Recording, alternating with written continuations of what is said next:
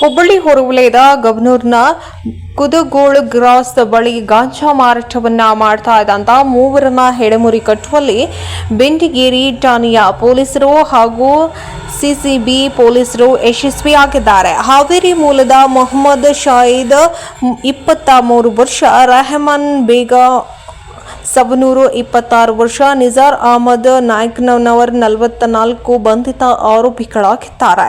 ಹುಬ್ಬಳ್ಳಿ ಹೊರವಲಯದಲ್ಲಿ ಮೂವರು ಬಂಧಿತರು ಗಾಂಜಾ ಮಾರಾಟ ಮಾಡುವುದನ್ನು ಖಚಿತಪಡಿಸಿಕೊಂಡಂತಹ ಮೇರೆಗೆ ದಾಳಿಯನ್ನ ನಡೆಸಿದಂತ ಹುಬ್ಬಳ್ಳಿ ಬೆಂಟಿಗೇರಿ ಠಾಣೆಯ ಪೊಲೀಸರು ಹಾಗೂ ಸಿಸಿಬಿ ಪೊಲೀಸರು ಮೂವರನ್ನ ಬಂಧಿಸಿದ್ದಾರೆ. ಇನ್ನು ಬಂಧಿತರಿಂದ 12.64 ಲಕ್ಷ ರೂಪಾಯಿ ಮೌಲ್ಯದ 10 ಕೆಜಿ ಗಾಂಜಾ, ಇನ್ನು 3 ಮೊಬೈಲ್ ಫೋನ್ಗಳು ಸೇರಿದಂತೆ ಕೃತ್ಯಕ್ಕೆ ಬಳಸಿದಂತಹ 1 ಕಾರು ಹಾಗೂ ಆಟೋ ವಶಕ್ಕೆ ಪಡೆದುಕೊಳ್ಳಲಾಗಿದೆ.